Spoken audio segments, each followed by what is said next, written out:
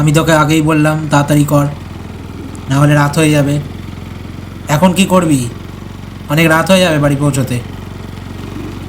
আহ, তুই বেশি চিন্তা করিস, ঠিক সময় পৌঁছে যাব।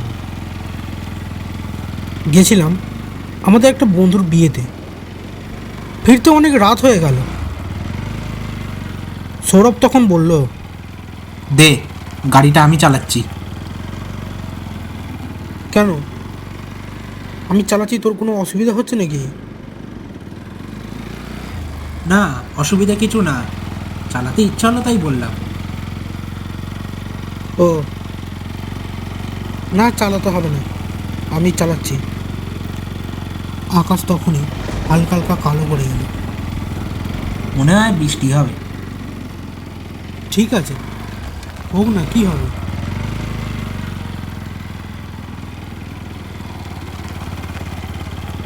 গাড়ি কিছু দূর গিয়ে আচমকাই স্টার্ট বন্ধ হয়ে গেল। কি রে, কি হলো? বুঝতে পারছি না। স্টার্ট করার চেষ্টা করলেন, কিন্তু স্টার্ট হলো না।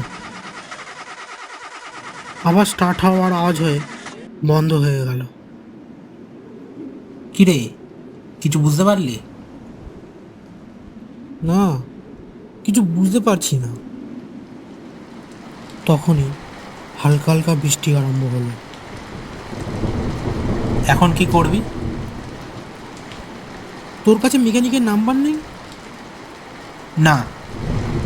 সৌরভ তখন এদিক ওদিক মাথা ঘোরাতে ঘোরাতে একটা জিনিস দেখতে পেল। দূরে ওই বাড়িটা দেখতে পাচ্ছিস? হ্যাঁ, পাচ্ছি। আচমকাই বৃষ্টিটা জোরে এলো। বাইক লক রেখে সামনে থাকা বাড়িটার দিকে দৌড়ে গেল।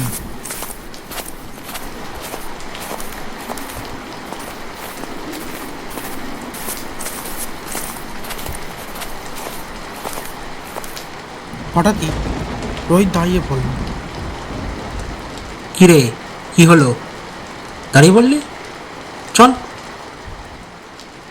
ওই দেখ, বাড়ির দেয়ালে লেখা আছে ভাড়া দেওয়া হবে।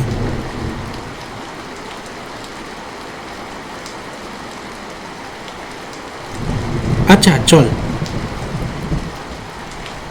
এই বলে দুজনের বাড়িটার দরজার দিকে দৌড়লো। দরজার সামনে গিয়ে রোহিত আর সৌরভ ডাকাডাকি করলো।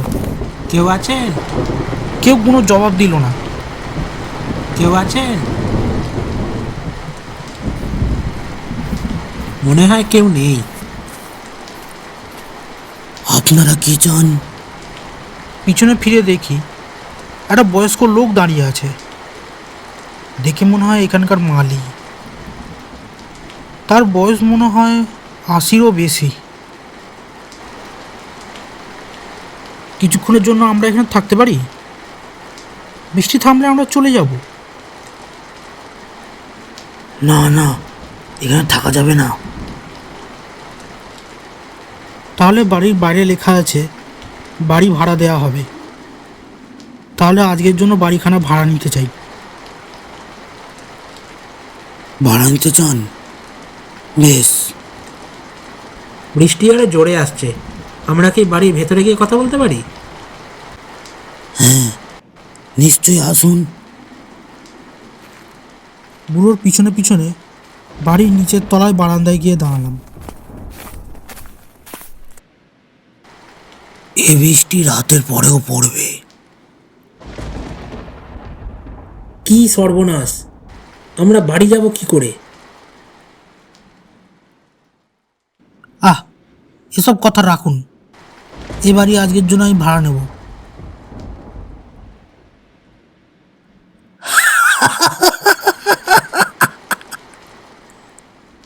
আজ রাতে এখানে থাকবেন? থাকতে পারবেন তো? আমরা একটু অবাক হলাম, একে অপরে মুখ চাওয়াচাই করলাম। কেন পারবো না? বাড়ির মালিকিন আজকে রাতেই আসবেন। তিনি কোথায় থাকেন তা কেউ জানে না, কিন্তু বৃষ্টির রাতে ঠিক এখানেই বেড়াতে আসেন। আপনারা থাকতে চান থাকুন, কিন্তু একটু সাবধান।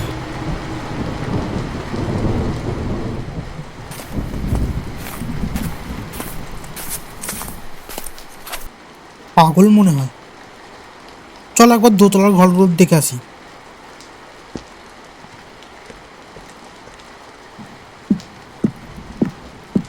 দোতলায় বারান্দায় উঠে দাঁড়ালাম।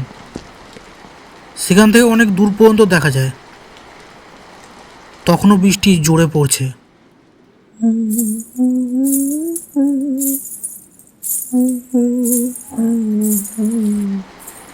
হঠাৎই নুপুরের আওয়াজ পেলাম। অনেকক্ষণ দাঁড়িয়ে থাকার পর আমাদের সামনে যিনি এগিয়ে এলেন, তাকে দেখার পর মনে হয় না আমাদের কিছু বলার দরকার আছে।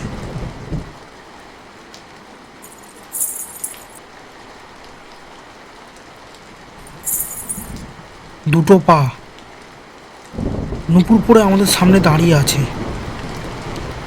এসব কি? সৌরভ কথা বলার সঙ্গে সঙ্গে পা দুটো একটা ঘরের মধ্যে চলে গেল, আর সঙ্গে সঙ্গে আমরা দুজনে পড়ি কি মরি অবস্থায় সিঁড়ি দিয়ে দৌড়ে নেবে বারান্দায় দাঁড়াতে দেখি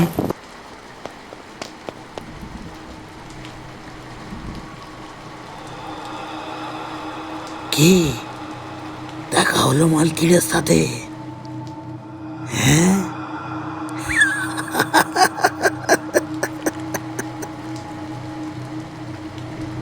ওকে অবহেলা করে গেট দিয়ে বাইরের দিকে দৌড়ালাম, আর পিছনে পড়ে রইল সেই পরিত্যক্ত বাড়ি।